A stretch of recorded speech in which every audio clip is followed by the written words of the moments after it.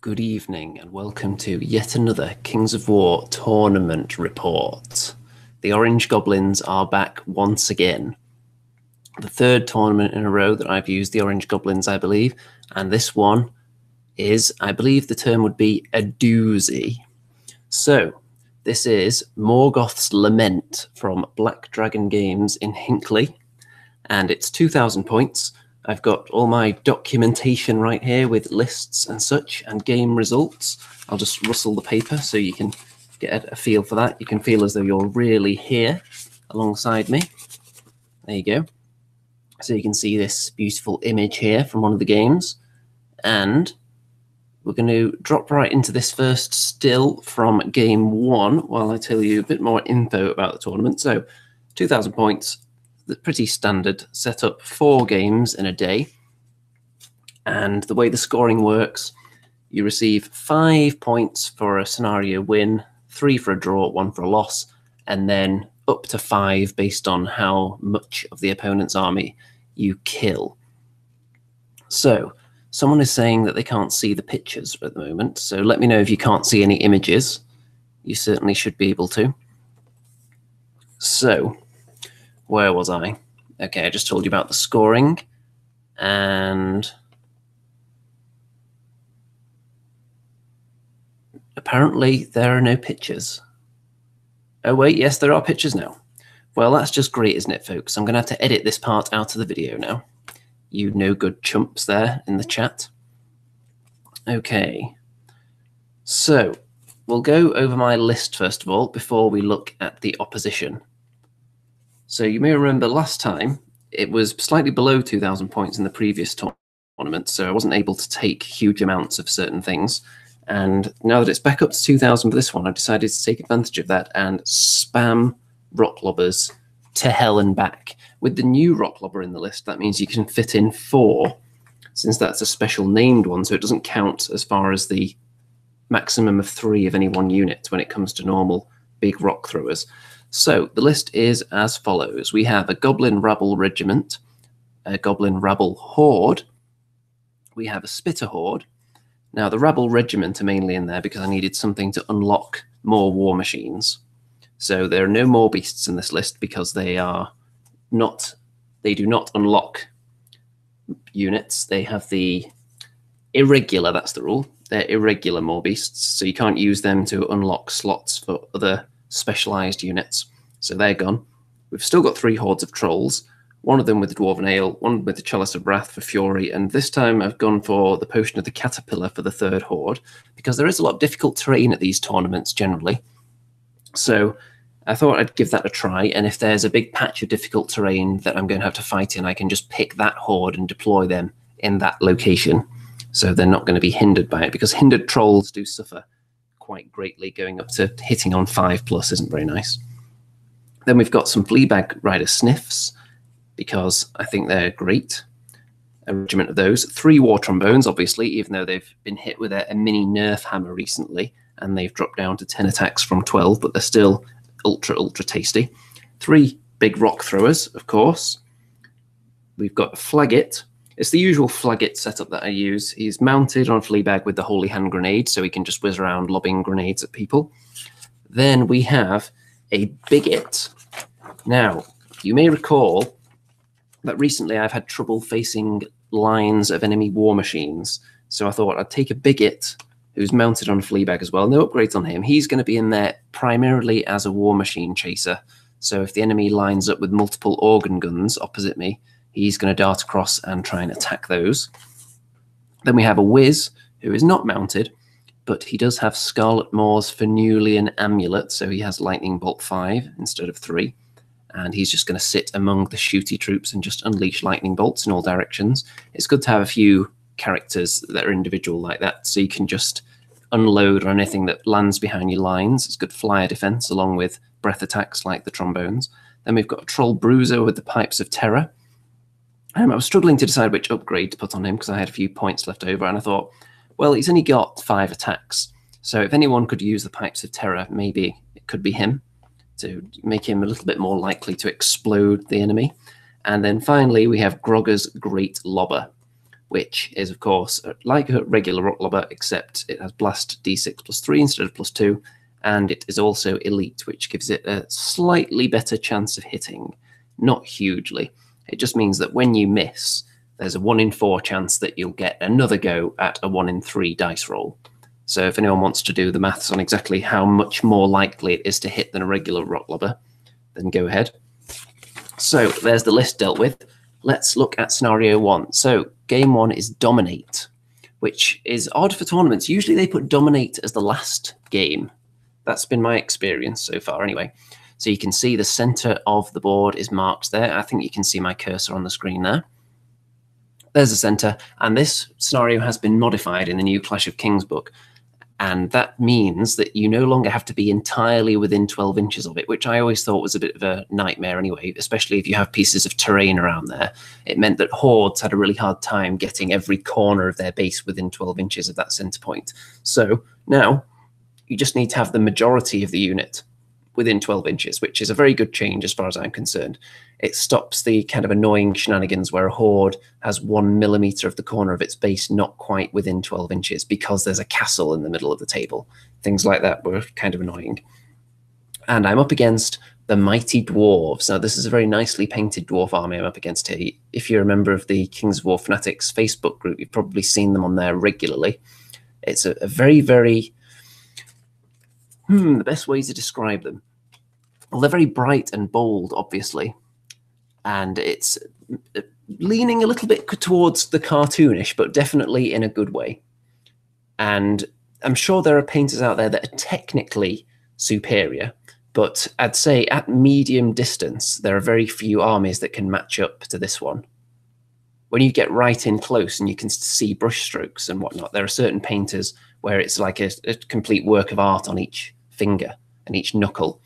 But with this army, this is really like the ultimate mid-distance feast for the eyeballs. So let's go through the two forces then. I suppose I could tell you a little bit about the terrain. There's a big blocking piece of terrain there and there, some difficult terrain, some woods, and there's a hill in this deployment zone. So I probably picked this deployment zone because I've got war machines to put on a hill. So there's the center, just to have a little bit of excitement there. And here we go, on to the opposing army. So we have, of course, Brock Riders. Can't leave home without them. We have this little guy, and I believe this is Rawdin the Dwarf, who is a named character. He has some nifty special rules, actually. Then there's a big armoured block here. Now, I believe this unit here would be Ironclad, which are the inferior ones, because they're in a horde, and you can't take Iron Guard in a horde, I believe. So these two would be Iron Guard, I think. They're very high defense. I think they're defense 6. The others are defense 5, probably. And there's another unit behind there. They're probably Iron Guard as well. And they all have different upgrades represented by the little highly professional pieces of paper on there. It's quite busy in the chat today by comparison, compared to the previous tournament reports. I'm not sure people are actually talking about this broadcast, though, to be fair. Then we have...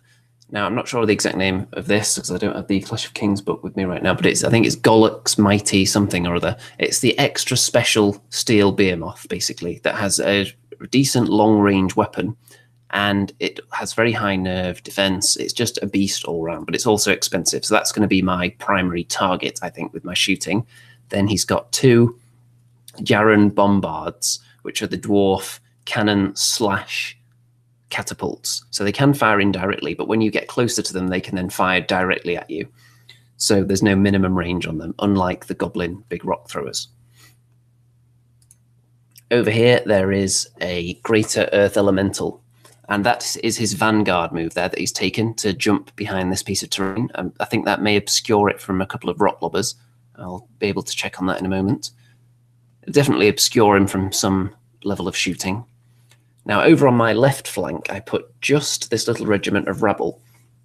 And that's because, as we were deploying, they were one of the first units I put down, and I was trying to draw him into putting units on either side because he's got a very compact block of armor and death, and I was hoping to split him up a bit, but he didn't really go for it. So I've just got one unit out there on their own, so that there's not a big loss, and I can always swing them in around the sides to help out at some point. Then I'm pretty sure that's the left flank anyway. Now, in the centre, we've got several troll-related units here, 2 big troll hordes and the Bruiser. They've got the Biggit next to them, and as a backup, they've got the Rabble Horde. Now, the Rabble Horde, ordinarily, you wouldn't necessarily think of them as backup for trolls. You'd think maybe throw them in first. But they are a horde, and if I put them too far forward, I think they'll get killed. And I would like to preserve them, because as far as the scenario goes, they're worth just as much as the trolls. They have the same unit strength score in terms of contesting the dominate zone. So I want to protect them a little bit. And then we've got 3 war trombones down here as backup. That's really, if someone were to punch through my lines, they're going to suddenly take flaming death ×3 to the face, which no one likes. Then there's the Wiz next to the Spitter Horde right there. And there's the other trolls. These are the trolls that have the Potion of the Caterpillar, so they won't be bothered by difficult terrain and such when it comes to fighting. So that's why I've started them off in this patch of difficult terrain here. And over on the right flank, we have the Flaggit with the Holy Hand Grenade. We have the Sniffs. We have 3 of the big rock throwers. Where's the other one pictured? Where's the other one? Let's see. No, but I think it's on the other side. But there's 3 in this corner here. This one is the elite rock thrower, the one that's not actually a war machine at all. It's just a big giant ball that's heavily dry brushed. Okay, so turn 1. This is obviously pre-turn 1, this movement here. Notice we've got Mr. Remington Steele in the chat right now. I'm hoping that he's taking some tactical notes on Kings of War for his future career. Now, I take the first turn, as you'd expect, because I want to get lots of shooting in. So I've advanced a little bit with the trolls over here, and the Sniffs have moved up because they're going to be shooting at some units up there. And in the center here, you can see that I've taken the pictures at the end of my turn, of course, because I don't want to run down my clock. So you can see that my opponent has clearly started moving his models while I'm taking the pictures. There's the other rock lobber there. And I've advanced up pretty far, actually, because obviously with it being dominate, I don't want to be caught fighting on this kind of line here. I would like to do the bulk of the fighting here while also killing a lot of his stuff with shooting on its way in. But most of my shooting is over on the right flank, so the left flank. Well, it's actually the center of the table, but as far as my army layout is concerned, it's the left flank, so they're going to be pushing up a bit. The Spitters, right, or the Sniffs, should I say, what do?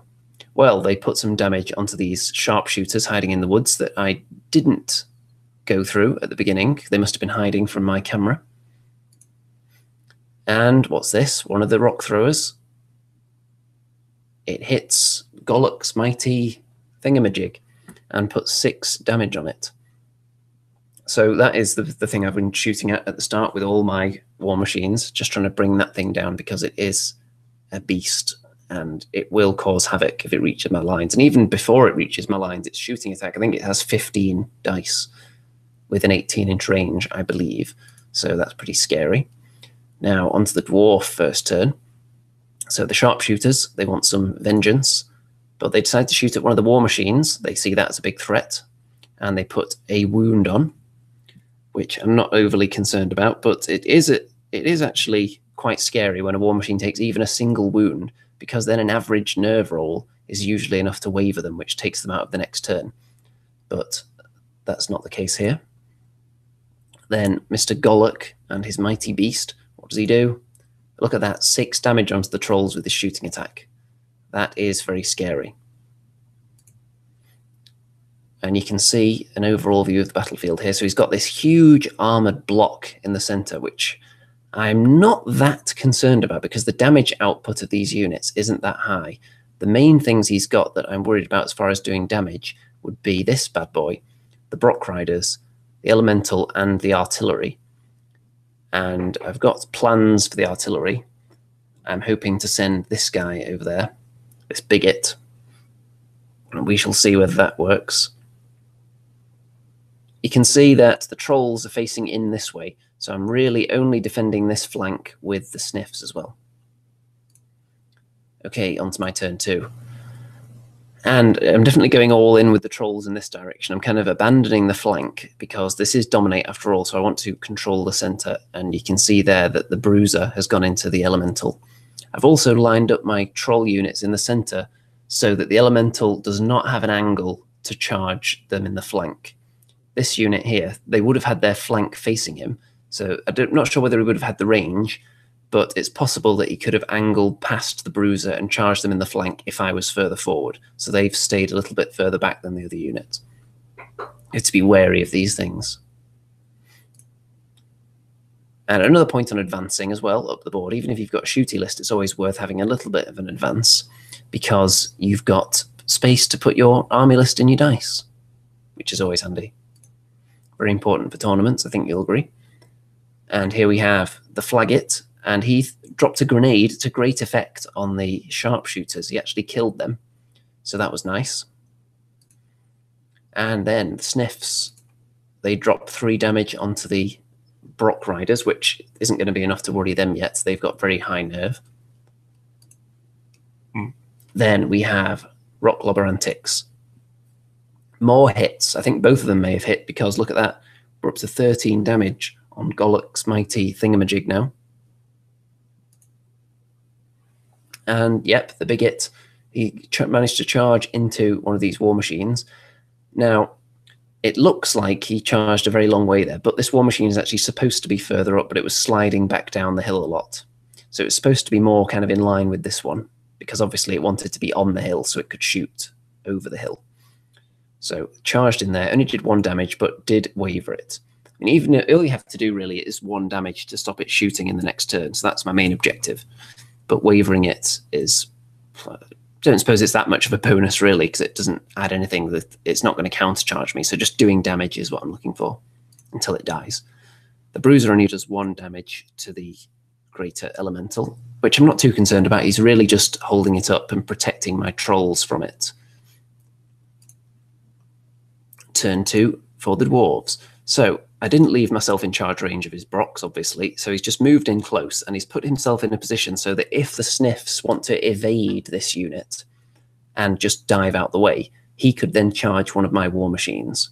So he's giving me the choice. Do I leave them there and sacrifice them, or do I move them out the way and accept that one of my war machines is going to get killed? We shall see. In the middle, he's advanced all the rest of his troops, because I definitely have shooting superiority, so it's worth it for him to advance. He's got his 2 little characters there, Rawdin and the Standard Bearer, inside this block. So they're inspiring everyone, of course. Then, the mighty Steel Behemoth, what does it do? Well, you might think, what? It only did 1 damage this time. Well, I'm sure it did more than that, but trolls do regenerate their wounds, remember? So, I'm sure it did quite a few. The Troll Bruiser takes 4 damage back from the Elemental, so it looks like the Bruiser would lose this fight were it to continue as a one-on-one, but we'll see how that goes. Goblin turn 3. So this is how it looks with my turn 3. Now, the Trolls charged into Golluck's, maybe called Golluck's Fury or something like that. I might be thinking of something else. But the giant Steel Behemoth-like thing, which thankfully I don't have to name again, because I can't remember the name, was charged by my trolls, who looks like they finish it off there, because it's gone. And over here, the Flaggit has moved into position behind the Brocks. The Fleabags have decided to stay there and accept the fact they're going to get charged, and they're going to have another turn of shooting at them anyway. And then my trolls have gone kind of all in as well, so we'll get some close-ups of all this juicy action now. So the Rock Lobbers and the Flaggit combine, and they put quite a bit of damage onto the Brocks. They're now up to 14. So another good attack on them, and they'll be toast. Then this Biggit wavers the same Bombard again. So he's not quite killing it, but he is stopping it from shooting. So he's doing his job. That's what he was mainly in the list to do, and he's succeeding so far. There you can see where the big Steel Behemoth was killed by the trolls. Now at this stage, there is a possibility these trolls are going to get charged by someone, but I couldn't turn them to face in any direction because you'll see from another angle in a moment. You'll see here, I worked out that if I turn them to face any direction other than directly that way, then this Greater Earth Elemental would have an angle to charge them in the rear, which I really would not like. So, or it may have been a rear, I think it was. And then he would have been able to make contact with the corner, which counts as part of the rear facing, so he would then just slot in there, which I didn't want. So they're currently out of his sight with the way they're facing right now. So I couldn't move them round at all, which will be important in a moment.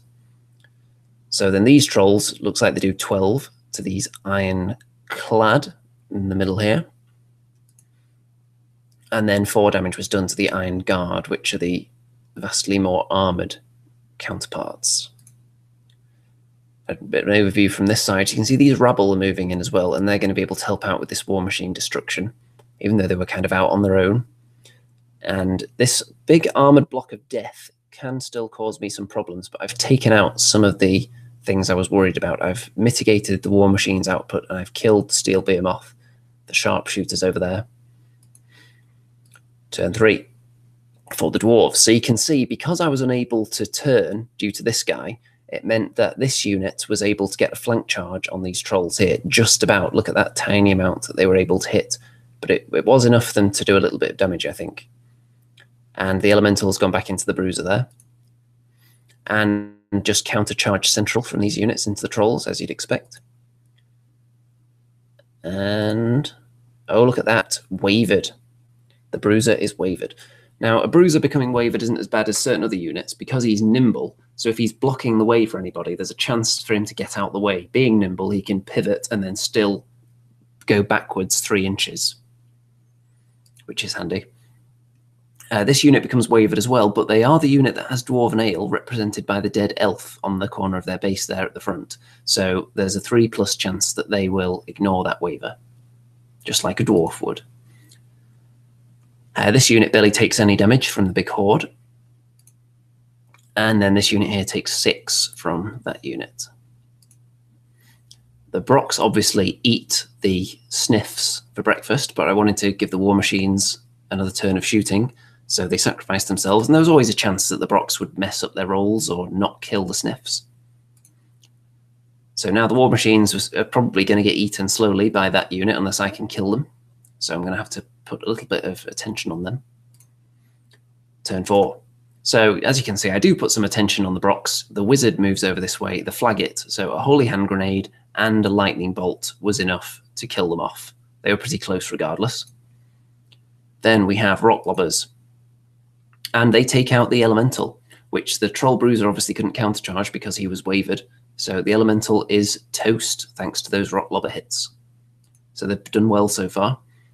Then troll on Iron Guard here, only a couple of damage. I'm punching my way through though. And then the rabble make it into this war machine, and the Biggit goes back into that one. Both of them wavered.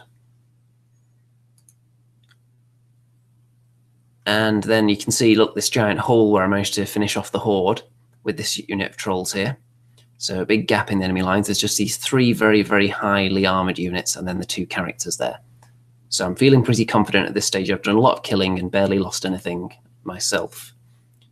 I think I've pretty much only lost the Sniffs at this stage. Can't remember anything else dying yet. And he's lost most of his army. And he's pretty surrounded, so it's not looking good for the dwarves at this stage. But it's definitely not all over, because if we look at it from the scenario perspective, the center point's somewhere around here.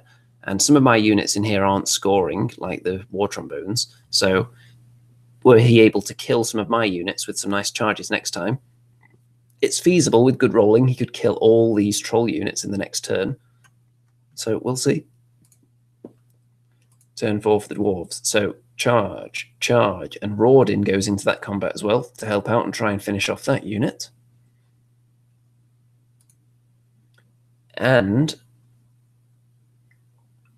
oh, I see what it is. Yes, this guy here, I think he is some kind of hero, I'm not sure. But he goes in and attacks the rabble and does 1 damage there. He's another one that was kind of camouflaged among the rest of the units. I do like his wound markers, by the way. Very nice. These trolls take a bit of damage. Not much, though. And here, these trolls take a fair bit of damage, but again, can't remove them or waver them. If he was going to wave a one troll unit, he would like it to be this one because they don't have any way of ignoring that. So you can see it's really not looking good for the dwarves. They weren't able to get killing done in that turn when they really needed it. So turn 5 for the goblins. Well, this one gets waved again by the rabble, and the Biggit actually fails to even do a wound on this bombard, so it's going to be able to shoot next turn, which is annoying. I managed to waver these Iron Guard here, but with their dwarves, so they may ignore it. And these ones take a bit of damage as I charge through the gap. And here, this regiment of Iron Guard were killed by the trolls, so little Rawdin the dwarf's just chilling on his own now. And the War Trombones have just amassed around here, just to threaten. I'm not sure whether they actually shot. Actually, I think they did. I think they all fired into Rawdin the dwarf, and then he unleashed his magical once per game ability, where you have to re-roll all successful wound rolls against him for that turn. So it was a good time to cash in, facing 30 War Trombone attacks. So because of that, they did 0 damage to him. So nicely played special rule timing there. But I'm not sure it's going to save him. Turn 5 for the dwarves. So there's obviously a counter charge going on there. I think he failed his Dwarven Ale roll with this unit, so they can't do anything. And Rawdin does help out in this combat, so you can see there's a bit of damage inflicted there. But not enough to kill. Turn 6 for the goblins. Both the war machines are finally killed off. But this guy's still alive. I'm not going to get a chance to kill him because there are no turn 7s in this tournament, if I didn't mention it. It helps with timekeeping for tournaments if you don't have a turn 7. And Rawdin's still alive. That unit's still alive. The standard bearer's still alive. So there are a few dwarfs still left standing, and they've got one more turn to see if they can kill something. They've got a double charge plonked in there on this troll unit. If they can kill them, that'll be some more juicy points on the board. This guy, I think he's another standard bearer, has a go at the Biggit. But they don't manage to get any killing done there. They do kill this unit of trolls here in the centre. So that's going to be some juicy points for them. But the Biggit survives that fight. He doesn't take any damage. And you can see I've still got these guys left alive in the corner. And that is going to be the end of that. So there is the dominate zone at the end of the game. And you can see that I've got a horde, and a horde. So that's 9 points between them. Plus 1 for the troll bruiser. So there's 10 points in there.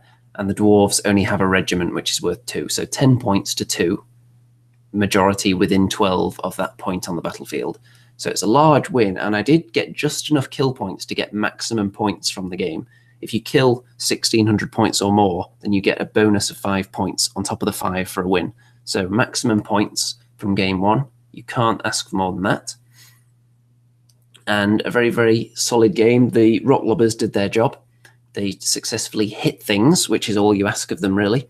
The Biggit showed his worth, neutralizing enemy war machines, which is what I put him in the list for in the first place. And everything pretty much did as it was supposed to. It was the kind of list I wanted to come up against, though. Mostly slow, only one relatively fast unit on the enemy side of the table. So if it's slow and it's marching towards my guns, they're going to have to eat a lot of rocks before they get there. And then most of the time I was dictating the charges as well, with trolls being faster than dwarves, obviously. And then I had some mounted units also, so I was able to control a lot of the distances and engage on my terms for the most part.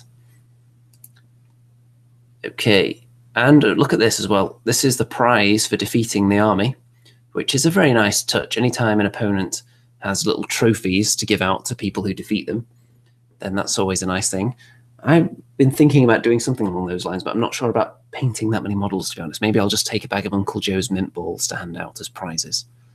I don't know. They can be sugar-free, though, just in case there's anyone that can't have sugar. So I think that would be a good way to guarantee a best sportsmanship award at some point in the future. But this is very nice. It's going to sit. I think I've got one other little trophy like that from an opponent at a previous tournament. So I'll have to make a little section somewhere on a shelf for them. Next, on to game 2. So, of course, picking up maximum points in the first game, I'm bound to come up against someone else who also most likely picked up maximum points in the first game, which means you are running the risk of running into someone with a bit of a beastly army, maybe a bit of a beastly player. Now, this scenario is pillage. Pretty sure this one's pillage. So there are objectives all on the table, all over the place. And if you are sitting on them, controlling them at the end, within 3 inches of them, then you'll get 1 victory point. And it's been changed in the latest books. So it's unit strength that decides who controls each one. So total unit strength. So if you've got, for example, a horde sitting next to this token here, that's giving you 3 points worth. So if I have a regiment, 2 regiments, in fact, that are worth 2 each, also within range of it, that means I would win 4-3 and I would claim that objective. So it's like lots of mini dominate zones. You can look at it that way. So there are 1, 2, 3, 4, 5, 6, 7 of them on the table. And a lot of the deployment zones had hills in, so I was quite happy with that, having so many rock lobbers in my army. And this time I'm up against the Forces of Nature, which is an army I haven't played against a huge amount. But from the games that I remember off the top of my head, I think I have a pretty decent record against them. I remember at least 1 win, and I don't remember too many other games against them at all, to be honest. A lot of people have used them as allies at various times, I think. So that may skew my memory a bit. But as far as the terrain, there's a big difficult piece of terrain in the middle. But other than that, all the terrain that's going to be blocking line of sight is out towards the edges. So there's this huge area in the middle that I'm just going to be able to rain down rocks on for most of the game. And all the objectives are in that area. So when I was placing my objectives, I positioned them all in spots where I felt were going to be wide open so that I'd be able to rain down firepower onto those zones throughout the game. And my opponent seemed to be pretty much matching what I was doing. I think he just didn't want to put them in deployment zones because I had quite a lot of guns and I'd be able to sit on some of them if I were to get that side. So maybe both of us were thinking logically, putting all of the tokens in the center. Now, these units here, I believe they have Vanguard. Either that or I just took the picture after the game had started, but I think they have Vanguard. So I'll go through the opposing list now. After we have some close-ups of the objectives, needlessly. Okay, so my positioning. Now, this is the left flank where I've got... In fact, just to give you a bit of an overall look again. So you can see my opponent has put most of his forces over at this side here. And I've got most of mine, they're concentrated towards this end as well. Because when I start putting units down, again, I put like the Sniffs at this side, a tiny little unit of Rabble at this side, just to see what the opponent's going to do first. And then I put down some of the big hitters, and I can position my rock lobbers towards the end when I know where the juicy enemy targets are. So, my list. So down here we've got the Sniffs and the Biggit. So really, they are there because the enemy army has some flyers in it. So I want to protect my war machines with units that have speed 10, because if the flyers want to charge the war machines, they have to put themselves within charge range of the Biggit and the Sniffs. So it's kind of laying down the gauntlet to them. If you want to attack my war machines, you'll have to risk getting charged. And charging a flyer means all you have to do is 1 damage to stop it flying, so that buys me some time at the very least. And in the center, I've got my trolls spread out a bit with war trombones for backup. There's a few flyers, so I am slightly concerned, but the trombones should help me deal with that. And over on this side, I've got 1 of the rock lobbers. I don't like putting them all in the same spot. And the Flaggit down there, the wizard, and the bruiser. So, on the opposing army, we have some centaurs there, the cavalry. We have some forest shamblers, 2 hordes of them, and a tree herder, I think that one's called. So I think they did Vanguard to get that far up the battlefield at the start. Then we've got, I'm not sure what they're called. I think they're either called Dryads or the models are Dryads, and I can't remember what they actually represent. Maybe they are called Dryads in this game as well. If anyone knows, let me know in the chat there. Then there are 2 Pegasi, Pegasus. Well, regardless, there's one there, and there's one there, which is represented by a kind of like a pixie-looking lady with wings there. Then there is this character here who has an ability to, I can't remember, I think she has a healing ability. There are two beasts of nature there, though, that fly. So something to be concerned about with those two, represented by the large eagles there. And you can see from another angle, and that's pretty much it. I don't think my opponent put anything on the other side of the table. So that is the entire army. Not a lot of drops at all compared to mine. So as far as flying, now the Pegasus here, the white one, has the Crystal Pendant of Retribution. So it's kind of a kamikaze unit. It's going to fly in front of something, and then when I charge it and kill it, it will then explode and do mass damage. That's an item I used to take a lot when I went to some tournaments that had closed lists, because you could secretly just put it on a character and just park them in front of the enemy and watch the juicy goodness explode when they kill it and you reveal that they have this item on them. But when you know they've got it, it's not quite as threatening, because you know which units not to charge and which ones to focus shooting on instead. So, moving on. Turn 1. So, it looks like my opponent has turn 1. So, there's quite an advance going on here. Kind of fanning out from that little position there towards the objectives. And obviously he does want to get forward, because I've got a lot of shooting that's going to be raining down rocky death and pointy death onto their units. I think these here were to mark out how far my units could charge, which is a useful thing to do when you're deciding where you're going to land. And you can see the final position of where the Pegasus was located there. And this one is hiding kind of behind these creatures. I think it's hiding from one of the rock throwers there. It managed to escape the line of sight from one rock thrower by hiding behind this beast of nature.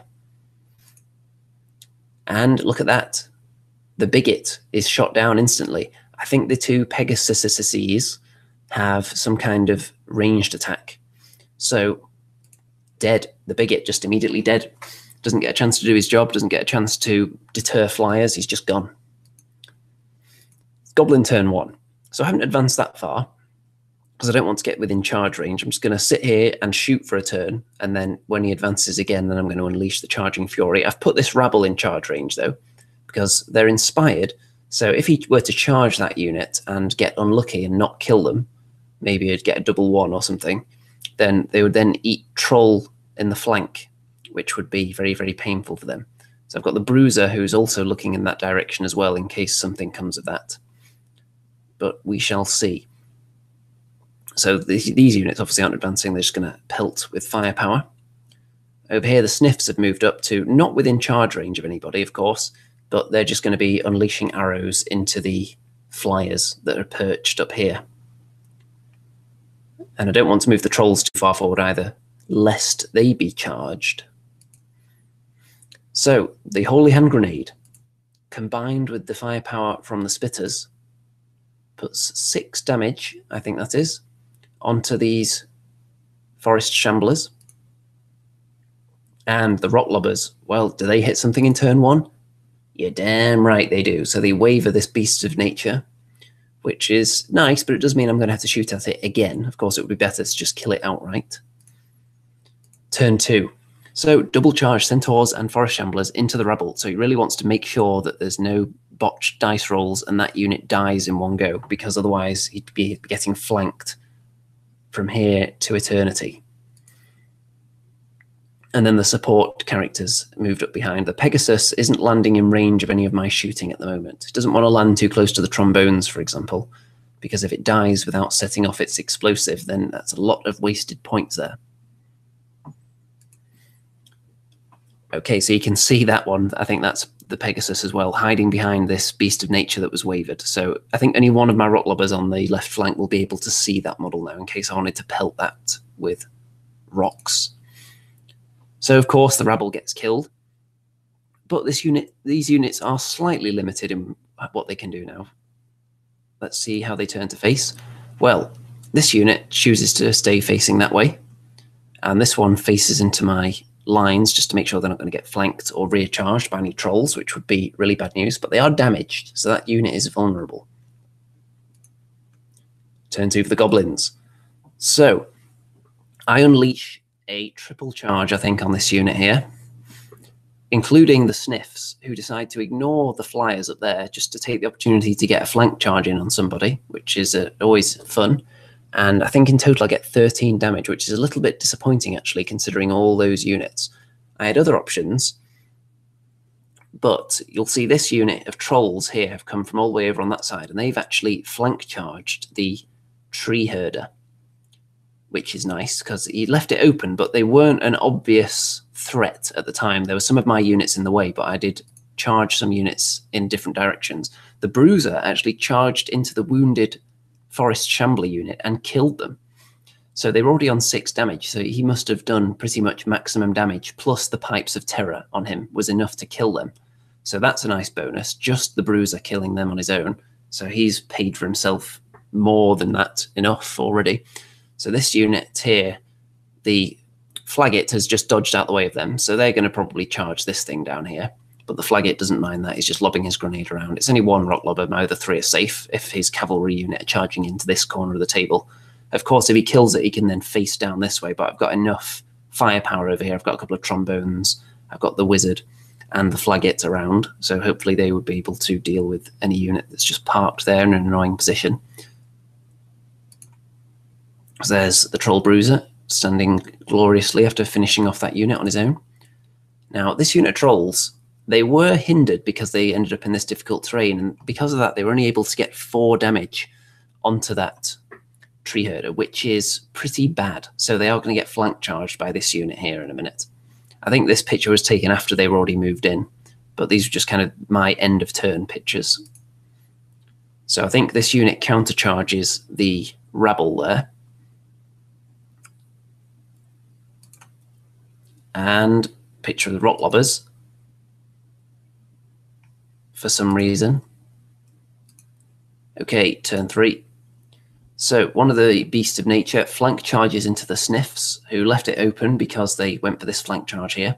It's a risk they were willing to take, and the Pegasus is still hiding behind there from the rock lobbers, which is quite funny to see. And people in the chat are suggesting that this unit are probably salamanders looking at the base size. And I would say you're possibly right, but I don't recall exactly.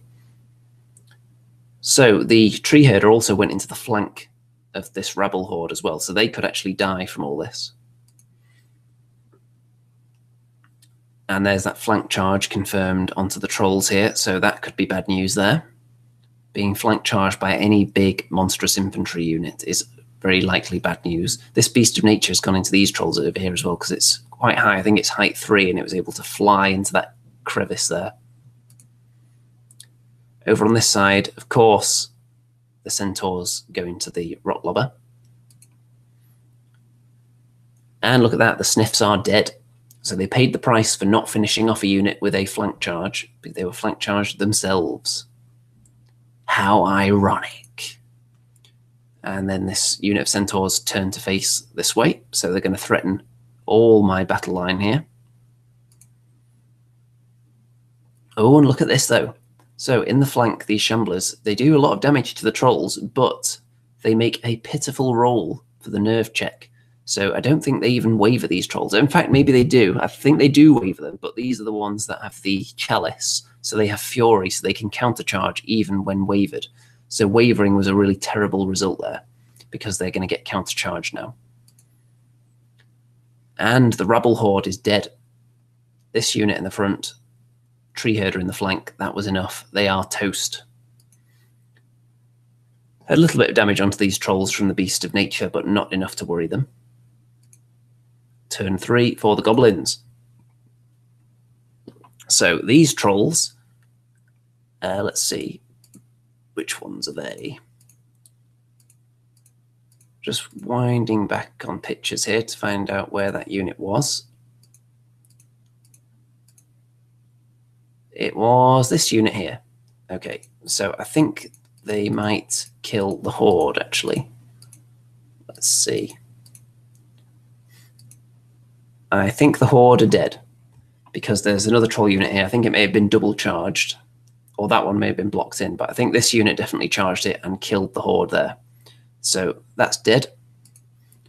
Over here, this Beast of Nature took 6 damage from these trolls.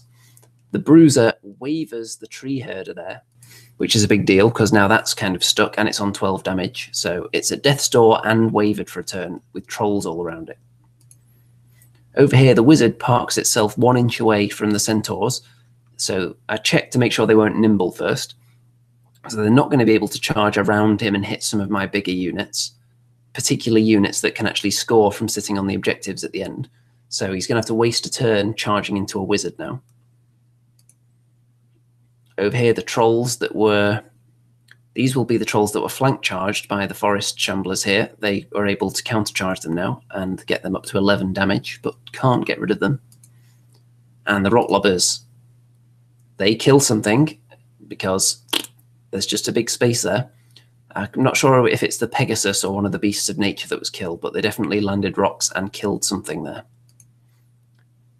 Turn 4. So it was probably the beast of nature because the Pegasus is still alive there. So the Pegasus in the flank on the trolls, beast of nature in the front. Look at all that damage, but I don't think they actually removed them. I think it was just a terrible nerve roll there. They are inspired by the troll Bruiser, so I think that saved them there.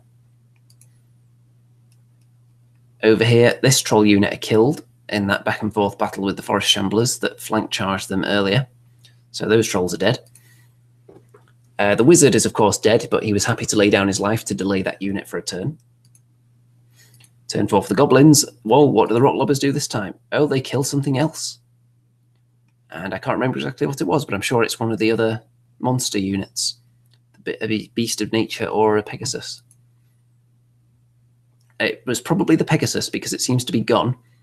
And you can see at this stage that the 2 War Trombones killed off this unit of Centaurs as well. So all that remains is this Beast of Nature in the opposing army. So that is going to be killed in very short order because the Bruiser finished off the tree herder as well, I think. So just another angle of exactly the same scene, I think, there. Turn 5. So this creature attacked the trolls and didn't do anything, and then it was recharged by the Bruiser. And it was toasted. So that is a complete wipe of the enemy army, which in those circumstances, you don't bother with this scenario at this tournament. It was just if you wipe out the enemy, it's just a win. Don't worry about whether you were close to the objectives or not when you killed everything. It's just a win. So tabling the opposition, all 2,000 points dead. I didn't lose that much. I'd lost a few units. I may have lost a tiny bit more than in the previous game, but obviously I killed a lot more. So that's maximum points again in round 2. So max points so far, a huge amount of kill points as well if it were to come down to a tie in the league table, and very pleased with how that one went. The Rock Clobbers did a pretty decent job, and most of the units, again, did what they were supposed to do. The War Trombones were just handy, hanging around as backup and shooting anything that either left a hole in my lines or I wasn't able to charge because I didn't have anything looking at it. I was able to just position all my annoying shooter units around there. The enemy was very, very low amount of units. I was concerned about the flyers, but they didn't end up threatening me. I was concerned that they might land behind my lines and cause me to turn whole units around, but that was never really the case because I think it was a combination of the enemy keeping the flyers in front of me a lot of the time, maybe worried about all of the shooting attacks and the breath attacks I had in the backfield, as it were, and hiding from the rock lobbers a lot of the time. A combination of that and just maybe my positioning of my flyer defense units, for example, the trombones. That definitely put off the kamikaze Pegasus. I think that was killed just by shooting attacks at some point during the game, because obviously it's not here now and I don't remember mentioning its death, but clearly it was killed. So, moving on, and when you win one game with maximum points, you think you're going to face a beastly list in the next round. When you win 2 games in a row with maximum points, you are suspecting heavily that the person you're facing in the next round is going to have been equally dominant, with a list that's kicked almost equal amounts of butt, possibly. So we shall find out. Here we go. So this is the loot scenario, and I'm against dwarves. So there are 3 loot tokens. There is one right in the center, there is one right on the right-hand side, and there is one right away on the left-hand side.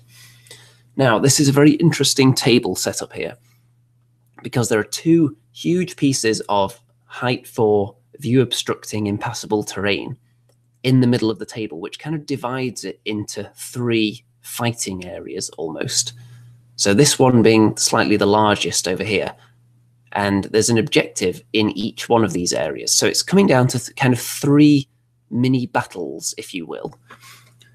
So my game plan for this is to put really expendable units over on this side, because that's where he's got some of his expensive units, which I'll come to in a minute. So expendable units over there that I don't care about. If they get killed, I'm happy to give up this corner. And he's going to have to come down here because I've got a couple of rock lobbers down in the corner as well. So if he wants to deal with them, he'll have to go down all the way down here.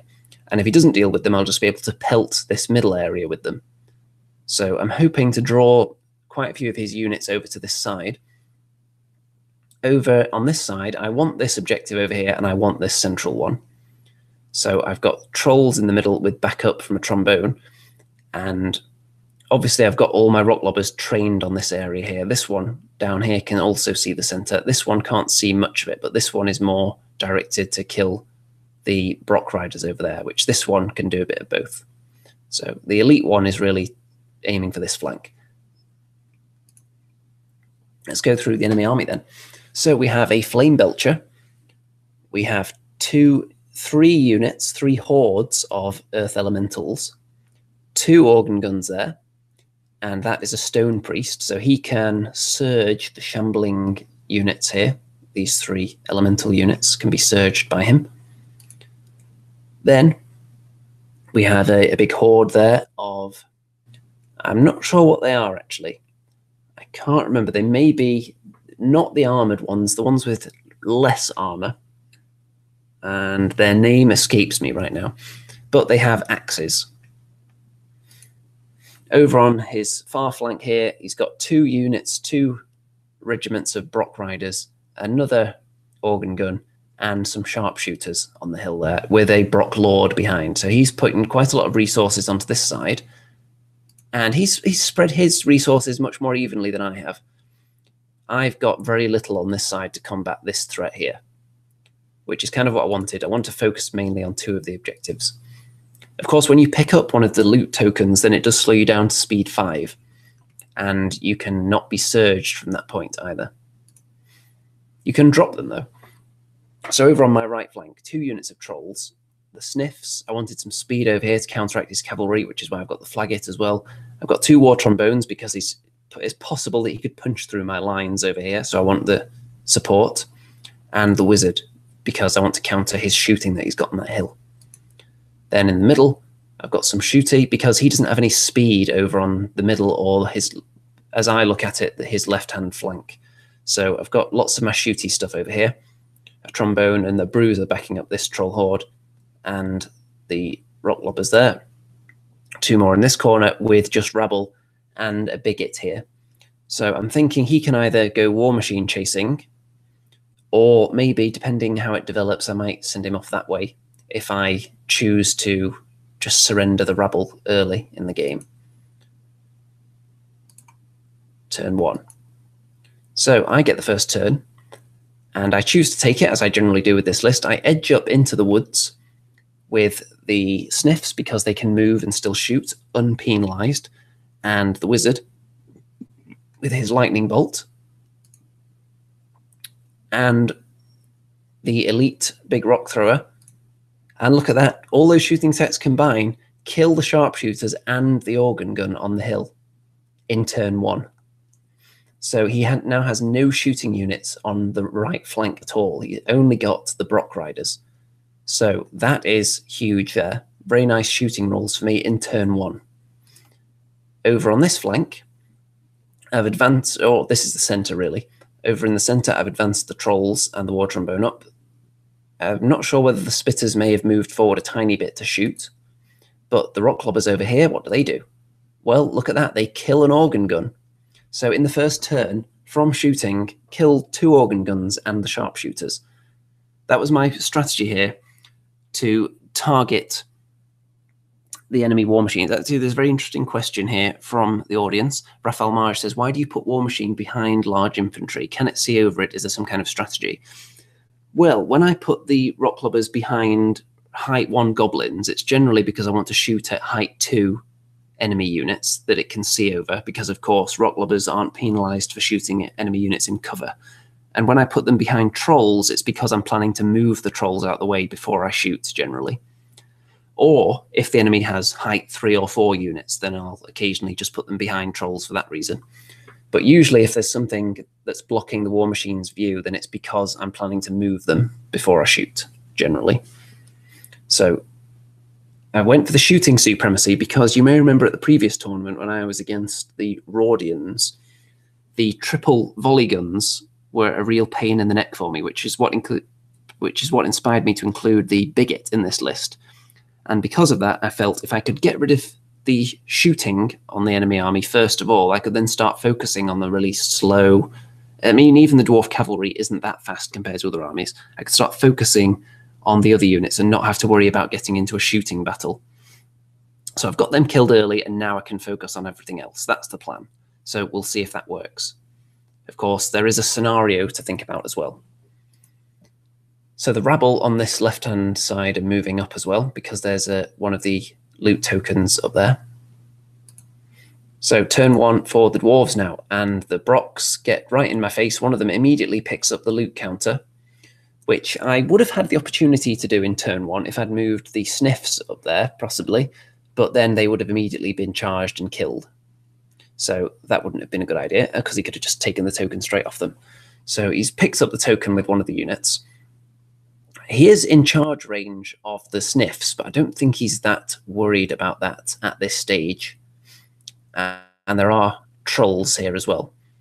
So I'm not sure what he's going to do at this stage. I was thinking that he was actually going to engage me in a fight here, but you'll see that that may not be the case. And, oh, we've had a comment here. Ross says, okay, I only had 2 volley guns at the last tournament. Yes, that's correct. There were only 2 volley guns at the last tournament, but it's generally the build that the Rordians have is the 3 volley guns backed up by the Dogs of War. And that always gives me nightmares. Over on this side, the Elementals have started moving forward. The Flame Belcher for backup. So you can see already these Elementals are angled in that kind of direction, which says to me we're going to have 3 units of Elementals possibly fighting against a lot of rabble down there. Dave Doge says we want Age of Sigmar. When do we want it? Now. Well, I did buy an Age of Sigmar unit, actually, at this tournament in Black Dragon Miniatures, the shop. So maybe you'll hear about that soon. Okay. Now, what does the organ gun do? Well, it chews up a few members of the Rabble Regiment, which I'm not too concerned about. They're pretty much throwaway. Turn 2 for the Goblins. So I decided not to go for a charge. We'll see whether that's wise at some point. But I decided to park the Sniffs in front of both of these units and then move my trolls up a bit. So the Brock Riders won't be able to charge my trolls. And if they charge the Sniffs, they will then definitely be charged by the trolls because of the distances involved. So I'm kind of laying down the gauntlet to them. You can take these Sniffs, but then you're going to get charged. And there you can see I've got the Bruiser coming this way as well, because I feel he's not going to be needed over there, so he's coming over here to help out. Oh, what does the Rock Lobber do? Look at that. A ton of damage onto this unit of Brocks. I'm going to assume that means they've taken 11 damage there. So that was quite a few shooting attacks targeting them. And the Spitters put 1 damage onto this big horde of dwarf infantry there. Over here, the Rabble move up close to the objective there with the Biggit behind them. And turn 2 for the Dwarves. So these Brocks actually turn round and face in the opposite direction, which is a very interesting move. The Brock Lord charges into these trolls to stop them charging the rear of that unit, and this unit of Brocks charge into the Sniffs. So that may well be enough to kill them. But him turning around is something I was not expecting. But I did actually find out a little while later that my opponent wasn't aware that they'd taken out the rule where you could run off the table with the objectives in the loot scenario. So he was grateful that I told him that before he tried to run off the table with them. Up here, he moves his horde into range of my trolls because he wants a fight, clearly. He doesn't want to get shot for the rest of the game. And he's picked up that objective in the middle. So he's made a push for the objectives. So his game plan is just to grab the objectives and then run away, most likely. So the Flame Belcher moves up, and it toasts the Rabble. So they're finished off, they're dead. I've only got a Rabble Horde facing in this direction now, and a Biggit. Over here, the Sniffs are dead, and these Brocks overrun. But they're going to get killed. They're already heavily damaged, and they're going to get charged. Only 2 damage onto these trolls from the Brock Lord. Turn 3 for the Goblins. So the trolls charge into the Brocks and kill them. These trolls charge into the Brock Lord, put 8 damage on him, but can't kill him yet. And the Flaggit's just chilling around there. The trolls charge into this unit, carrying the token, put 6 damage on them only. Then the Biggit carries on his War Machine chasing antics and goes after the Flame Belcher, does 4 damage to it, so it's not going to be able to shoot. And you've got a nice wide view of the battlefield there. You can't see the Brocks that are running away, but you can see the trolls in pursuit, and you can see how it's looking over here. So I've got my Horde there facing off against Elementals. He's got Elementals here and here. There's a token on that unit, a token right there on the ground, and a token being carried away by the Brocks. So at the moment, he's well up on the scenario. Turn 3 for the Dwarves. So the Brocks are running away. And this Brock Lord runs away and just positions himself to block that troll unit from charging them. Because they're further forward, obviously, so it's more imperative that they are blocked off. Because he wants to get into the corner and just run around and play avoidance for the rest of the game, probably.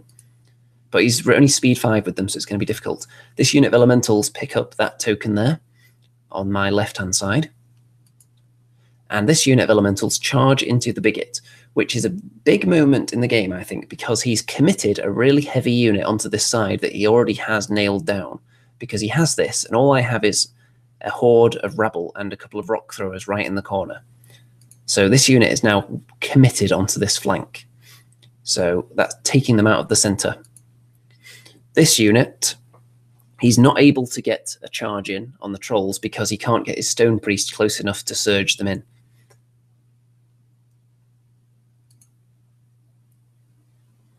Over here you can see that this fight is going on clearly, but they've dropped their objective right there, which means that he wants the Elementals to pick up the objective. So they're playing like pass the parcel there, which is a very valid strategy in this scenario. Drop the objective, pick it up with a different unit behind them, so you've got more chance of escaping. It's very handy if you have something like a zombie legion picking up an objective and then dropping it. And because they're such a big unit, they actually drop it quite far back, and then another unit picks it up and then runs away with it. Over here, the Biggit does get killed by that unit of Elementals. I'm not concerned, though. Turn 4, so the trolls decide they're going to have another go at this unit and try and kill them off in one go before they possibly get flank charged by Elementals and get them up to 13 damage. Can't kill them, though. I think the trolls are just not rolling very well in this combat. Over here, the troll chase against the Brocks is on because the Berserker Lord was killed by the trolls here. And the Bruiser on the hill is definitely going to be able to charge them next turn. So are they going to turn around and take a triple charge, or are they going to keep running? So I've turned my Sharpstick, or Rabble Horde, should I say, represented with spears.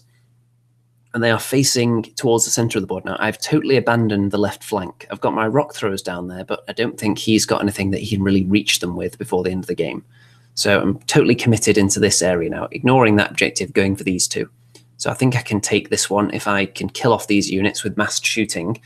And then I've also got the trolls chasing down the Brocks, and they're bound to steal that one.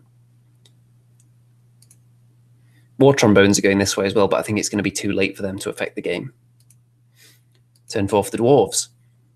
So he picks up the loot token with this unit of elementals, but he doesn't flank charge the trolls, interestingly enough. He wants to pick up the token instead. So he's thinking with his scenario hat on there. There's the token. The trolls do get charged by the dwarves, though, but not enough to worry them. And the procs, they just run as far as they can, so that only the Bruiser is going to be able to charge them. It will be a rear charge, so he's going to have 15 attacks that he might kill them with. You never know. And these trolls become wavered, but they are the trolls that have the Dwarven Ale, so a 2/3 chance that they will ignore that and then probably kill this unit next turn. Turn 5 for the dwarves. So the War Trombone moves into position and Rock Lobbers fire. And look at that, the elementals carrying the loot are dead as a result of artillery. So my confidence was well founded there. That unit is dead. And they drop the loot right there. But look at this, the trolls, I think I rolled a 1 for the Dwarven Ale. So they still wavered, which means I can't kill this unit. Had I killed this unit, he would have had absolutely nothing in the center of the board that could even get close to claiming this loot token, which would mean that it would be looking like heading for either a win for me or a draw at worst. But failing the Dwarven Ale roll means that these trolls are now just sitting ducks, and he still has a unit capable of getting that token. The Troll Bruiser does charge them in the rear, and the other trolls are moved up as well because they can't get anywhere else in time. So he does a bit of damage, not enough to kill them though. You can see my opponent leaning over the table here, plotting his next move. But that is a big issue there, the trolls not ignoring their waver. Because you can see he's got 2 units completely out of the game over here, controlling 1 loot token. So he wouldn't have been able to claim this one with anything if they'd died. That's a bad one. Turn 5. The Flame Belcher damages the Rabble Horde a bit. And look at this, the dwarves kill the trolls. So the trolls that were wavered last turn are now dead. So these dwarves are now available to go for that loot token, which means that he'll be able to get a potential of 2. But they are on 13 damage, and he's going to have to face a round of shooting. The Brocs countercharge the Bruiser, but they're not going to do much. They do waver him, but because he's a Bruiser, you'll see what he does in a minute, but I've mentioned this earlier. Turn 6. So the Bruiser, because he's nimble, is able to turn and walk backwards out of the way, which allowed a double charge from the trolls. They kill the Brocs and take the loot token off them. So we're holding 1 each right now. But look at that, it's turn 6 for the enemy. So you can see those guys have a token. And what's this? This unit has a token. Despite being up to 18 damage, what madness is this? Well, how this went down is I fired everything I had. 4 Rock Lobbers were able to see this unit, a Holy Hand Grenade, 5 Lightning Bolts, the Spitter Horde, and I think a War Trombone was able to get in range as well. All of that fired. All the Rock Lobbers missed, all 4 of them. And it meant I was able to do, it looks like another 5 damage from all those billions of shooting attacks. It was just the worst round of shooting ever. Got them up to 18 though. I needed to roll 5 twice to kill them. The first time, I did it. The second time, I rolled a 4. Wow. So that unit survived, which meant they were able to pivot and get onto the token and pick it up in the last turn, which means he's going to win 2-1 on tokens. Now, when I was looking back, I did have the opportunity to box in this unit with my Flaggit, sit him in front of them so they wouldn't have been able to get onto the objective. But I wanted to use him to shoot at them, and I was so confident with all the shooting looking at them that I was just going to pulverize them. I wasn't really thinking about blocking them in. So it's when you get in your head just 100% focused on killing, and then you just roll really terribly and don't kill them. Oh yeah, I actually did waver them, I should point out. But after the trolls earlier had failed the Dwarven Ale roll that would have led to their demise, these dwarves then passed their Dwarven Ale roll, which meant they were able to pick up the objective. So there were several different hoops of varying likelihood that this unit had to jump through to survive and pick up the token, but it all went in their favor, so they were able to grab it. However, There was something, a possible mistake my opponent made as well in this corner. He realised afterwards that he could have dropped the token right in this corner before countercharging the Troll Bruiser, which would have meant I had to then overrun after killing them and land on it to pick it up. So that would have changed things as well. So I think really it should have ended a draw, because if he'd remembered to do that, and if the rolls had gone remotely sensible earlier, then I would have killed this unit much earlier. And even at the end there, with everything as it was, this unit probably should have been killed by all the shooting aimed at them. So I think a draw would have been a fair result, but alas, it turned into a loss.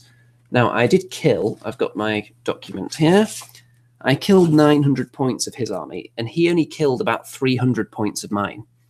So I did outkill him, I think it was almost 3 times as many points I killed from his army. But let's see, mistakes that I made during this game, because if you lose a game, there were mistakes. You can't put everything down to luck. He went for the objectives and he grabbed them. So he put himself in a position to win the game.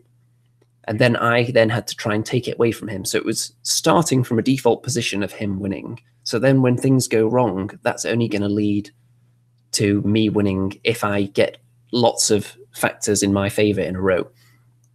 If I'd been more bold, perhaps, and gone straight for the objectives and picked them up, then who knows what would have happened. But fortune does tend to favour the bold, as they say. So the fact that he picked up all 3 and forced me to kind of chase them down, in the end, that did work for him. Even though he didn't kill much, it was a sound strategy, just picking up the objectives, passing them around, stopping me from having them.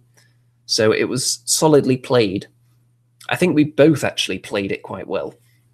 It was a really, really good game, actually. And the fact that it came down to so many drama-filled dice rolls at the end on the top table of a tournament with 2 armies that had collected pretty much maximum points up to this stage. If you look at the way the battlefield ended, I managed to pretty much negate some of his most powerful units over there and barely engage them throughout the whole game. And he was able to tie up all my trolls pretty much in this flank. I mean, they were chasing down his Brocks, so it was pretty even battle on this side, which I eventually won. This side, I pretty much surrendered to him, and then the middle was where it was all decided.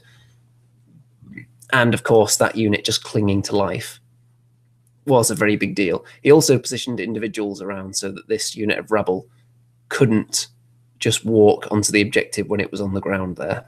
You'll notice there's a couple of standard bearers perched there. That was the reasoning for that. So this Flaggit possibly could have made it to box in that unit. But again, they should have died from just being shot, which would have made it a draw. And I would have been very satisfied with a draw from that game because I would have got more points than my opponent, which would have pushed me further ahead in the leaderboard, assuming I was already slightly ahead for having maximum points so far. Okay. 3 very good games so far, I would say, as far as I'm concerned. 2 big wins and 1 very, very close defeat where I actually picked up quite a few points. Moving on to game 4. Now, this is Invade scenario, and I was against Kingdoms. No, I wasn't. I was against the Brotherhood. Not Kingdoms of Men, Brotherhood. So I've actually got a copy of my opponent's army list here because I've never played against Brotherhood before that I can remember. I may have played them, but not to the best of my knowledge. So I didn't know what any of their units do. And if you've watched any of my reports before, you'll know that I often don't look at people's army lists as much as I should. I usually find out what something does when I fight it for the first time. So will I live to regret doing that in this instance? We shall see. So because it's Invade, we've pretty much spread out our forces across the table, except he doesn't really have anything in the middle. He's concentrated his forces on each flank. There's these 2 huge blockages in the middle there. So it's kind of like 2 different battles going on. One over there, one over here. So let's go through. Oh yeah, also another interesting point is the enormous hills on this table as well. So we decided to play it so that only the most raised bit was considered a hill and the rest of it wasn't, just to make sure we weren't covering the whole table with hills. And my strategy here was to maybe try and lure a couple of his units onto the hills and then bombard them with rocks. I've got 2 rock throwers facing in each direction down there. So, onto his list.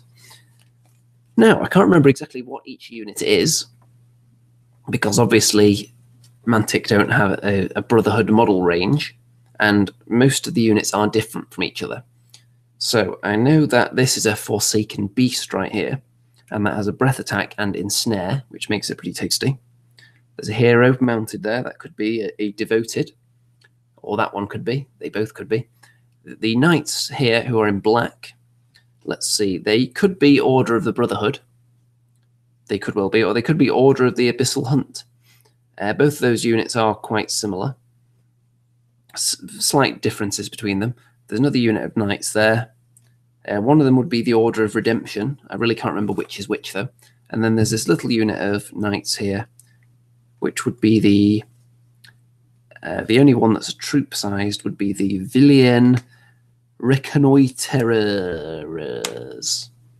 I'm sure I've butchered the pronunciation, which is something French-looking. Then over here, we have a big unit of spearmen with the Dragon Shard shield, so they can boost their defense to 6 once per game for a turn. And there's some more knights over there and another Forsaken Beast. And there's another mounted hero back there as well. And let me see, that might be the special one. Is it? It could be. There is also a formation used as well, which is called Undaunted Crusaders, which gives a couple of special rules to some of the units over here. Okay, so here's the way I've set up. With it being invade, obviously I need to get into the opponent's half, but there's a lot of knights, so there's a lot of speed in the opposing army, so I want to maybe chaff them before I then countercharge them. So I'm going to use things like the Flaggit and the Rabble to try and draw out the charges and then charge in with the trolls, hopefully, with war trombones for support, and hopefully just bombard them from a distance as well. In the middle, I've got some spitters, and then on this side, I've got more trolls with the Fleabag Sniffs and trombones there, and the Biggit. So these guys are obviously there for the speed edge on the enemy there, because they don't have anything fast as speed 10. They've got one unit that's speed 9, the small cavalry unit, and all the others are speed 8. And the beasts are speed 6. So he's got a fair bit of speed in his army, but I do have faster units at the fastest point. So, first turn, it looks like I get it again, so I move up these units. The Biggit does have a bow, so he's going to be joining in with the shooting of the spitters, and they waver that unit of knights at the front there, which is slightly annoying because they're kind of in the way, but you can move through your own units when they're wavered. You just can't charge through them. And over on this flank, I advance a bit as well. Obviously, I'm not going into charge range of any knights yet. Possibly I could have held back a little bit and invited him up onto the hill so I could bombard with rocks, but we'll see.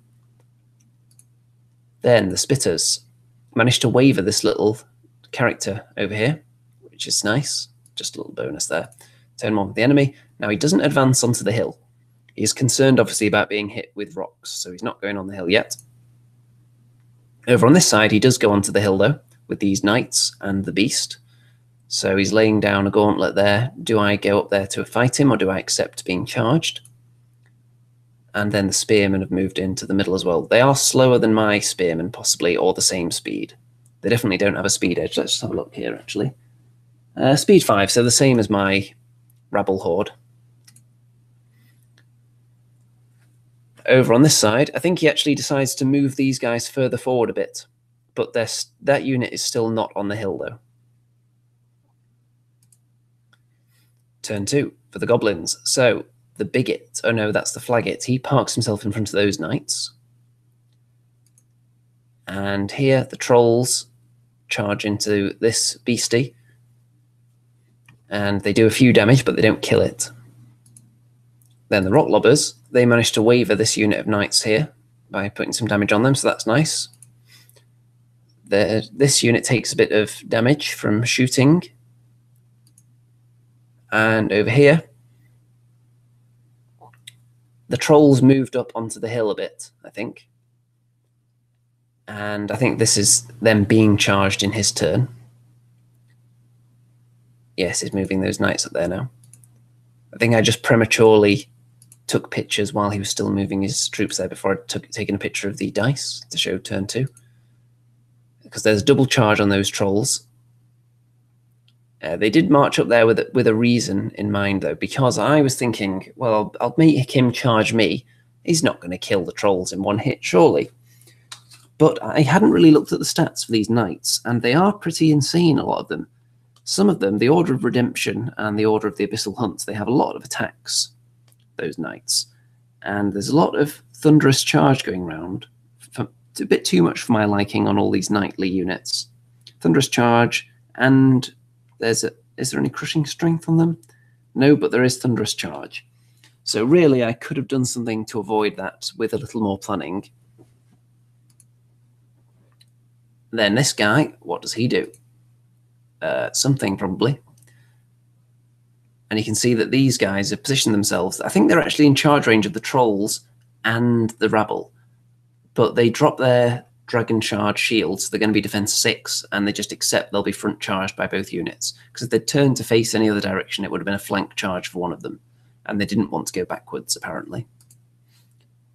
So, you can see here that this character used a healing ability, which actually sucks the poison out of their own troops and puts it onto the hero.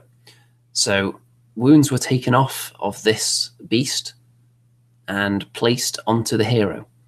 Obviously, laying down your own life, potentially, taking wounds on yourself to take them away from an animal, a serious animal rights activist in action here. And this beastie puts 4 damage onto the trolls. And these knights kill, I think it was the Flaggit that just parked in front of them to stop them charging the trolls for a turn. So maybe I was a little bit too kamikaze with that flank. Over on this side, I think the trolls get killed down here. Yep, there they are. So a lot of damage, and they're dead. Wow, wow. Turn 3. Oh, we get 2 shots of the turn 3 dice, do we? That's exciting.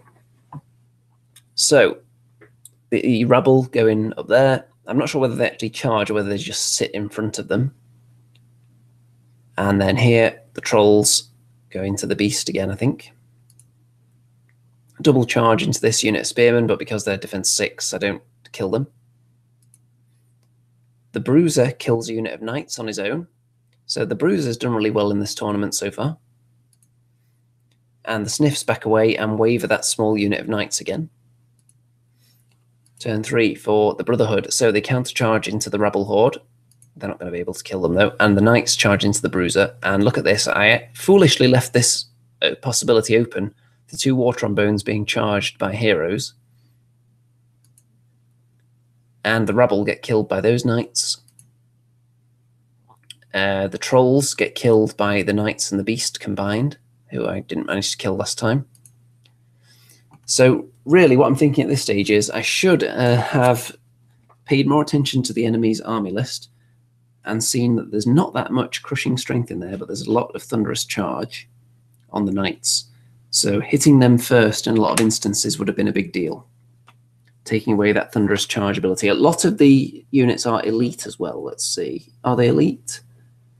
I think some of them were elite because of the formation that was put in there. I think that may have been it. So, moving on. The Rabble Horde, of course, takes some damage there. The Trombones are going to die. Yeah, there they are, dead. And the Troll Bruiser gets killed by those Knights as well. So I'm losing quite a lot of units here. It's not looking too good. Turn 4. So the Rabble and the Trolls kill off that horde of spearmen and turn to face the enemy. The Wiz just puts himself there. I'm not sure what I was thinking here. I had some idea to stop them going off down this way. There was a reason for it, but I can't remember what it was now. And over here, you can see that it's not looking too tasty because I've got a lot of shooty units and he's got this big block of Knights that are going to be laying waste unless I can land rocks on them. But the Rock Lobbers are not doing a good job so far. Only a tiny bit of shooting damage done to them. Turn 4 for the Brotherhood. So double charge with the character and the Knights onto the Spitters. These Knights charge into the Rabble. These Knights charge into the Wizard. The Beast charges into the Trombone. And kills it, of course. And the Wizard's dead. And the Rabble Horde are dead. So I'm running out of units here. The Spitter Horde isn't dead, though. And he doesn't manage to do much to this unit of Sniffs. So at this stage, I'm into turn 5, and the Rock Lobbers, yeah, I've just taken a picture of the floor because this game, they just could not hit anything. So I'm assuming all their rocks sailed onto the carpet or onto neighbouring tables.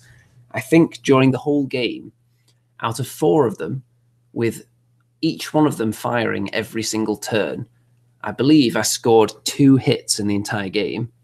And both times, I believe I rolled a 1 on the number of hits. So the minimum number of hits both times.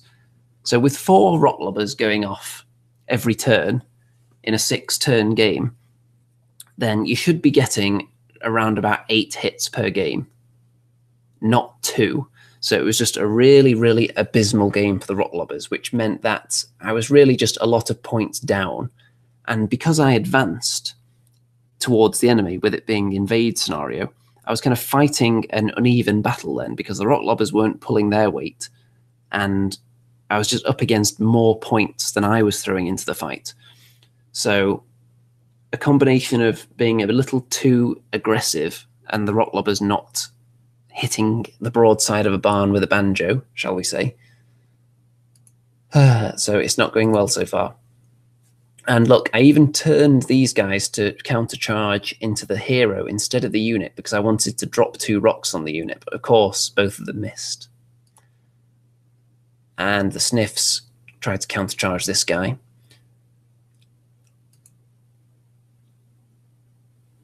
And over here, the Trolls do some damage to the Knights, but I don't think they kill them. Turn 5 here. So this little fight that's going on here, the Sniffs, I could have kept them facing that way and run into the opposition half, but I felt they were needed here because if I manage to kill off this guy, then there's the unit of Knights there that needs some attention, who are worth just as many points as them in the scenario terms. And the Rock Lobbers, like I said, weren't hitting anything, and going all or nothing, trying to kill them with the Rock Lobber meant that this unit of Spitters then had to expose their flank to them, which ended badly, shall we say. And this hero is able to get into a Rock Lobber now. And this beast does something. I don't know what. And then look at that. Dead Trolls, double knightage to the face. Dead Rock Lobber, dead Spitters, dead Sniffs. So all I've got left is a couple of Rock Lobbers, I think, now. Turn 6, the Rock Lobbers fire. Oh, and what do you know? It scores a hit and actually wavers a unit. So now that the game is effectively over as a contest, the Rock Lobber scores maybe the 2nd hit of the game. And in his turn 6, he kills a Rock Lobber and flames a Rock Lobber with the breath attack from the Beast. 1 dead, but 2 Rock Lobbers survive the game, but of course the enemy have 3 regiments in my half for a score of 6 and a Beast for another one, so that's 7-0. And that is the last picture of the tournament. So of course that is a loss.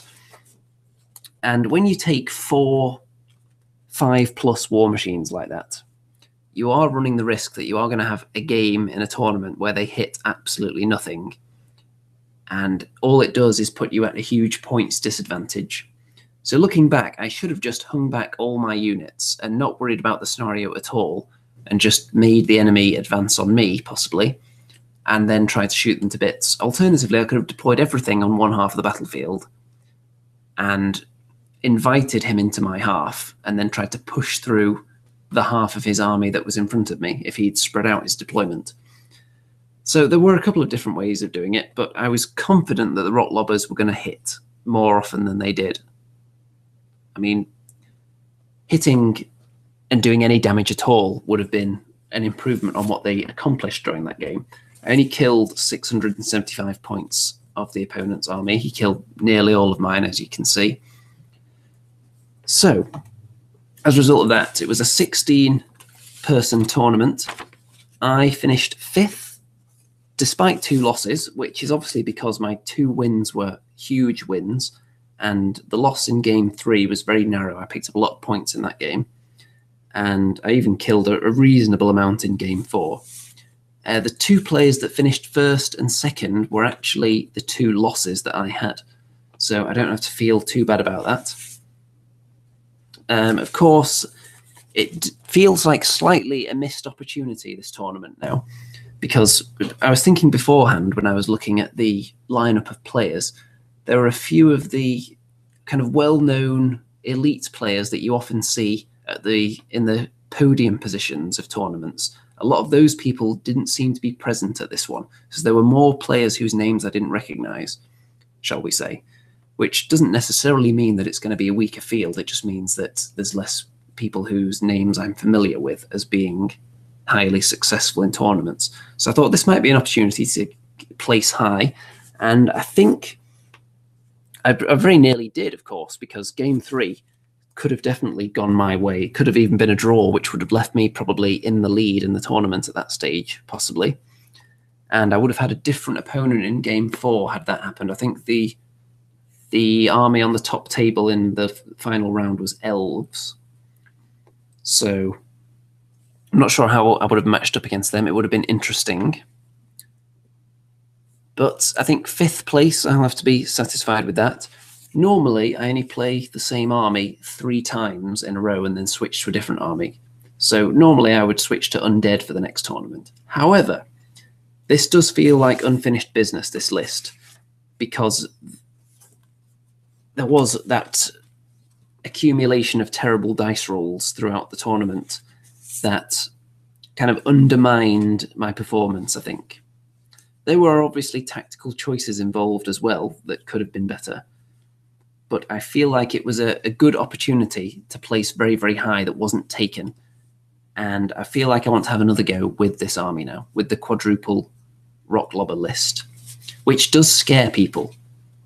It even terrifies people, I would dare to say, and I don't think I would change that much in the list were I to take it to another tournament. I think maybe there are a couple of things I could tinker with. For example, the Biggit. When there aren't any war machines for him to chase, he doesn't have as strong of a purpose as I would like. When there aren't any flyers to put wounds on, or, I mean, he's not even that good at putting wounds on flyers. If they're defense 5, for example, he's probably not even going to wound a flyer, because he's only got 3 attacks. So, it's questionable whether I should give him the Holy Hand Grenade, perhaps, which would give him another purpose outside of just being a war machine chaser, and then give the Flaggit something else, because there were times I came up against really high defense units and just couldn't chew through them fast enough. I think this game was one of those, actually, because the Knights, for the most part, were defense 5. So, maybe giving the Flaggit the Loot of Insatiable Darkness instead, which would also mean he's hanging around with my troops more often. And he would be providing inspiring to them, because this list, it has 3 sources of inspiring. One of those only inspires trolls, however. And the Troll Bruiser, the Flaggit, and the Biggit, the way that they were designed in this list, often they were running around on their own away from the rest of the army. So I didn't have a lot of inspiring with my troops. So perhaps making the Flaggit more of a support character, maybe having him on foot with the Loot of Insatiable Darkness, just walking up behind the lines, putting a shoot attack weapon onto the Biggit that's slightly better than his bow, and the Whiz. I like the amulet that gives him extra lightning bolt, but there is the option to put the inspiring talisman on him to get even more inspiring in there. Overall, though, I think I do like the list. I think it is very strong, and I think it can do very well. I think it did do very well at this tournament, and I think it can do even better now that I've had a good go with it.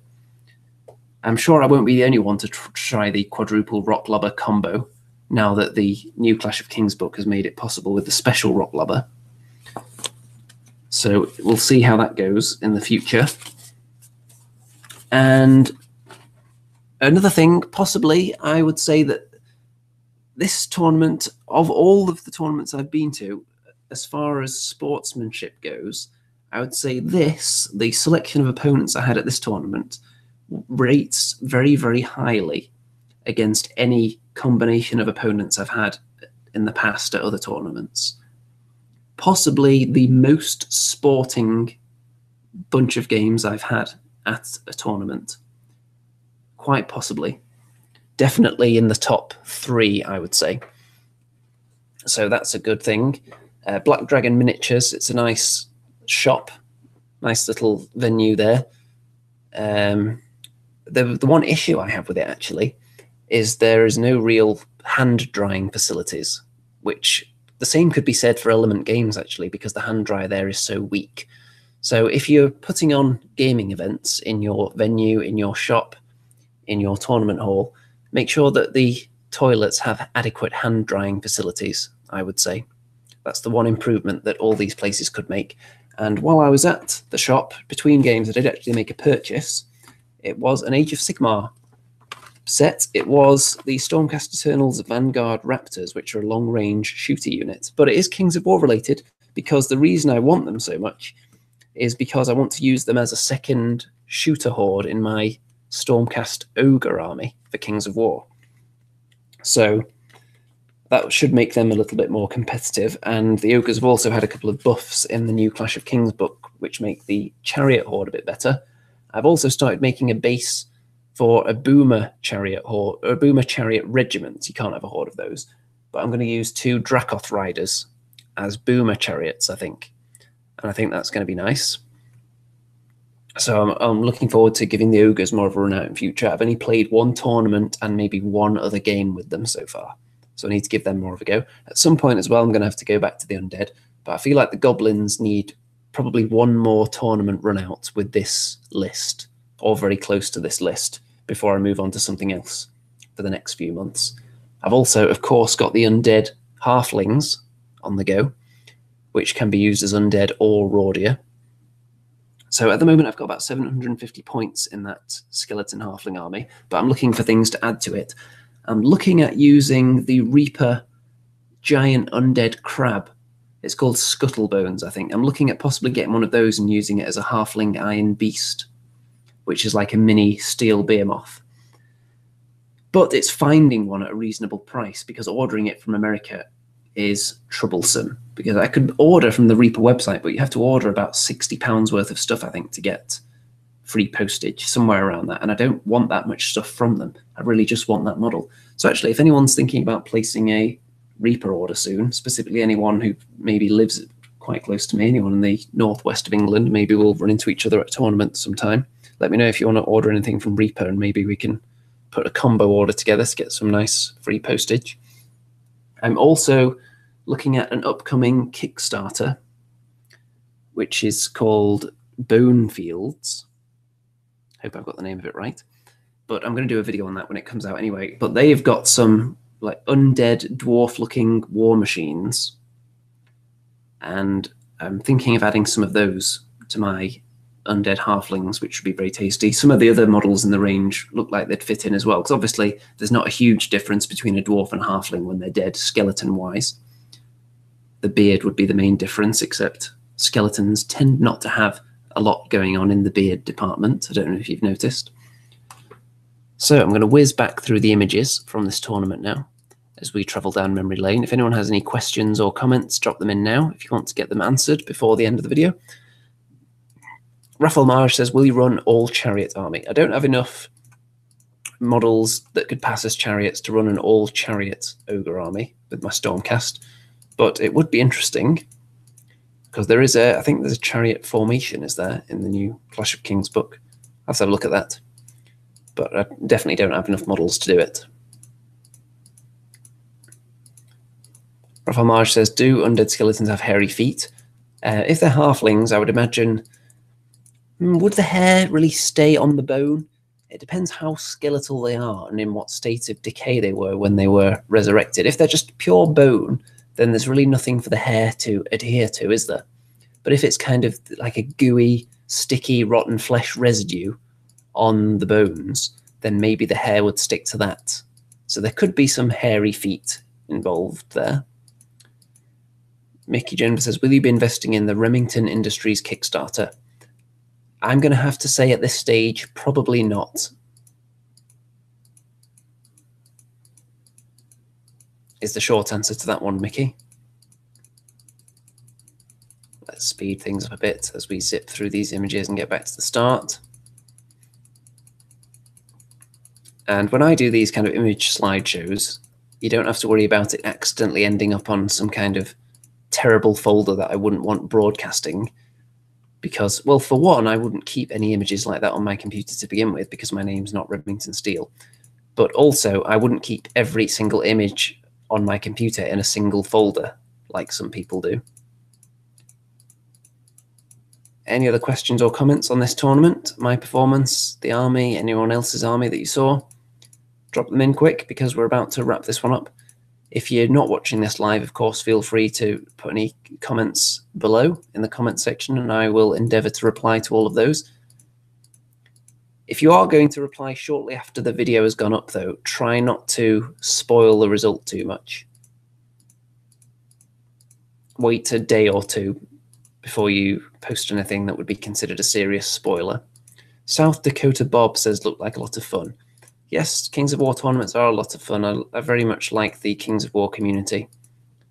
It's friendlier than my single experience I had of the Warhammer Fantasy tournament community, which was at Adepticon a few years ago. Definitely friendlier than that. The only other tournament scene I've sampled was Relics, and that was a very, very friendly community because it was a very small community. So you had to be friendly, really, or you'd alienate the entire player base at one tournament, most likely. Let's see. Raphael Marge, do a review of Undead Orcs, please. Yes, I do actually have some bags of Undead Orcs right here from the same guy that did the Undead Skeletal Halflings. So I'm going to do a video on the Orcs very soon when the Kickstarter is out, I think. And I'm not sure, still not sure what to do with them, though. I'm not sure whether to base them up to match my Undead army and use them as something in there, or to base them up and use them as orcs, potentially. Because, obviously, there's only a few bags, so I wouldn't be able to make a full army out of them, orc-wise. But they would be very, very easy to paint, actually, looking at them here. Some of them are just pure skeleton with a sword. So it would be very, very easy if I'm using quick shade on them again. Because I kind of like the idea of having an army speed painted like that and just on the table really, really quick, like with those skeleton halflings. So I think they look effective because I've put most of the effort into the bases rather than the models themselves, which is a novel idea for me. I'm not normally that adventurous with the basing. So I think I've waffled on long enough in the post-tournament comments now. So thanks for watching, everybody that stuck with it this long. I'm sure you have, for the deep, in-depth tactical analysis that you're going to then take on into the future of your games and probably win using my patented strategies, and you'll give me no thanks. And with that, I think it's time to say goodnight, folks. So, oh, no. We've got an important question I've got to answer here. Raphael Marge says, what's up with new army? Will you be starting pink painted Forces of Abyss anytime soon? Well, I do have the one Efreet, and I was given a few random little Abyssal models as well. So I'm going to test paint those and then decide whether to do a full army. But it's not an immediate project that I've got in mind. It's something more for the future, that when I get spare time, because I've got a lot to work on as it is right now. So we'll see on that. That's definitely something that's coming up. The test paint, I won't put it off for months and months. And then if that really gets me excited to paint more, then the army could come along sooner rather than later. But we'll see. So good night out there, whatever you are. And don't forget to leave a comment and check out all the links in the description, social media and whatnot. Good night.